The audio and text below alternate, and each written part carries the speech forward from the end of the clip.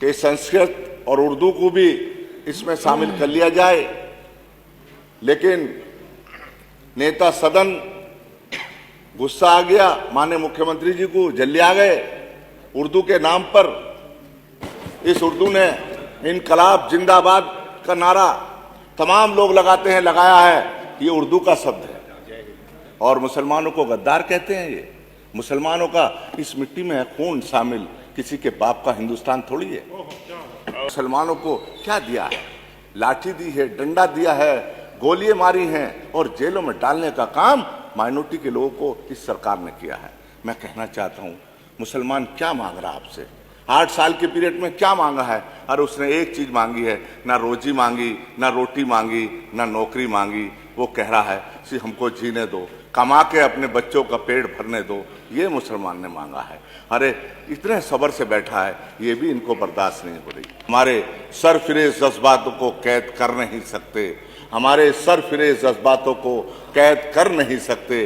क्यों हवाओं के लिए आप जंजीरें बनाते हैं? माननीय शिवपाल जी के साथ जोड़ते हुए महामहिम राज्यपाल जी के अभिभाषण पर मुझे बोलने का मौका दिया।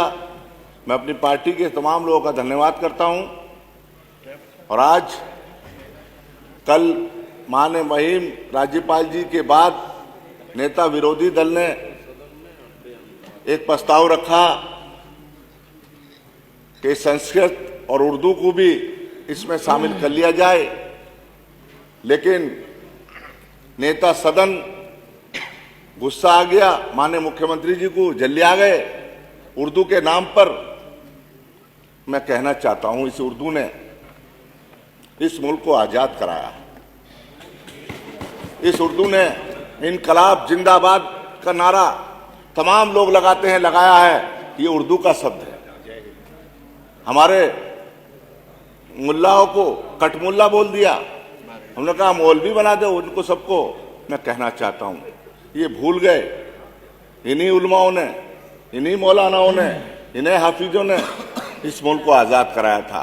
लेके कराची से लेके देवबंद तक अंग्रेजों ने पेड़ों पे गले में फंदा डालकर इनको हजारों उलमाओं को इन्होंने फांसी लगाने का काम किया, तब ये मुल्क आजाद हुआ।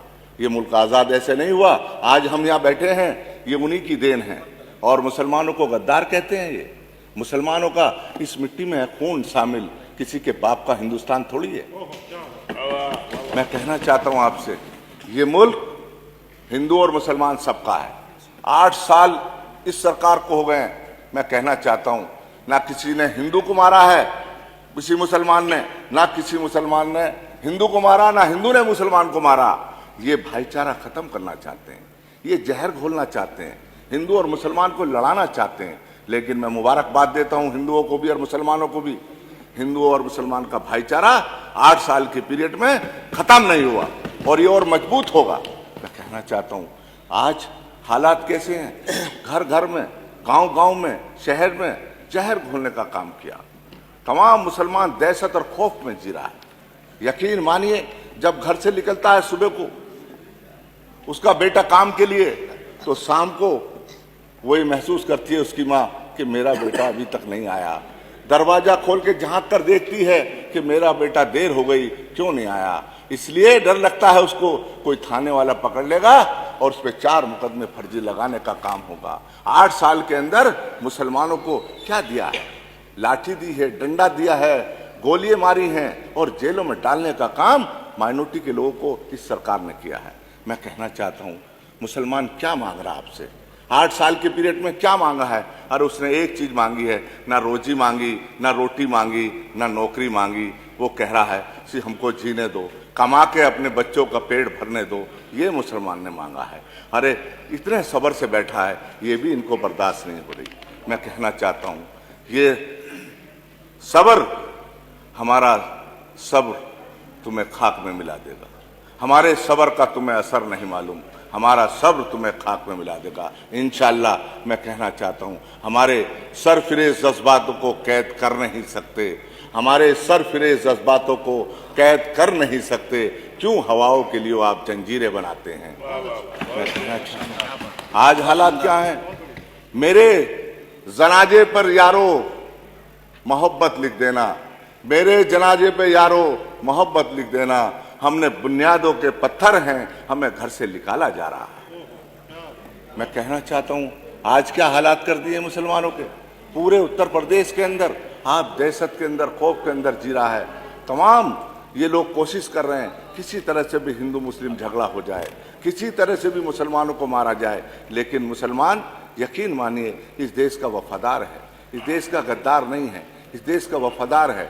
इस जब जब जरूरत पड़ी है, सन 71 का देख लीजिए, हिंदुस्तान पाकिस्तान की जब जंग हो रही थी तो वीर अब्दुल हमीद ने पाकिस्तान के टैंक उड़ाने के बाद अपनी कुर्बानी देने का काम किया। ये किरदार है मुसलमान का। अभी कुंभ का मेला भर रहा था इलाहाबाद के अंदर, कड़ी सर्दी हो रही थी, कड़ी सर्दी हो रही थी, तमाम बहुत कड़ाके की सर्दी पड़ रही थी, लेकिन वहां के तमाम मुसलमानों ने अपने शरीर से जर्सी उतारकर, स्वेटर उतारकर, जैकेट उतारकर वहां के हिंदू भाइयों को देने का काम किया। अपने दरवाजे खोल दिए, अपने मस्जिदों के दरवाजे खोल दिए, मदरसों के दरवाजे खोल दिए, अपने इमाम बाड़ों के दरवाजे खोल दिए, मुसाफिर खानों के दरवाजे खोल दिए, अपने घर के दरवाजे खोल दिए और हिंदू भाइयों को अपने घरों में बिठाने के बाद सेवा और खिदमत करने का काम वहां के मुसलमानों ने किया है। मैं कहना चाहता हूं आपसे, आज हालात कैसे बना दिए, ये मुसलमानों का किरदार है। और ये हमको कहते हैं मुसलमान के नाम पर चिढ़ रहे हैं, मुसलमान के नाम पर गुस्सा आ रहा। माननीय सदस्य समराइज कर लीजिए, स्थानीय कोई प्रॉब्लम है तो बता दीजिए। मैं कहना चाहता समय आपका खत्म हो गया। मैं उर्दू ज़बां हूँ, हिंदी मेरी दिल की धड़कन, मैं हिंदी की जान हूँ, मैं उर्दू ज़बां हूँ। बहुत बहुत धन्यवाद। Thank you. कि संस्कृत और उर्दू को भी इसमें शामिल कर लिया जाए, लेकिन नेता सदन गुस्सा आ गया, माननीय मुख्यमंत्री जी को जल्दी आ गए उर्दू के नाम पर। इस उर्दू ने इनकलाब जिंदाबाद का नारा तमाम लोग लगाते हैं, लगाया है, ये उर्दू का शब्द है और मुसलमानों को गद्दार कहते हैं। ये मुसलमानों का इस मिट्टी में है खून शामिल, किसी के बाप का हिंदुस्तान थोड़ी है। मुसलमानों को क्या दिया है? लाठी दी है, डंडा दिया है, गोलियां मारी हैं और जेलों में डालने का काम माइनॉरिटी के लोगों को इस सरकार ने किया है। मैं कहना चाहता हूं, मुसलमान क्या मांग रहा है आपसे? 8 साल के पीरियड में क्या मांगा है? और उसने एक चीज मांगी है, ना रोजी मांगी, ना रोटी मांगी, ना नौकरी मांगी। वो कह रहा है कि हमको जीने दो, कमा के अपने बच्चों का पेट भरने दो, ये मुसलमान ने मांगा है। अरे इतने सब्र से बैठा है, ये भी इनको बर्दाश्त नहीं हो रही। हमारे सरफिरेज जज्बातों को कैद कर नहीं सकते, हमारे सरफिरेज जज्बातों को कैद कर नहीं सकते, क्यों हवाओं के लिए आप जंजीरें बनाते हैं?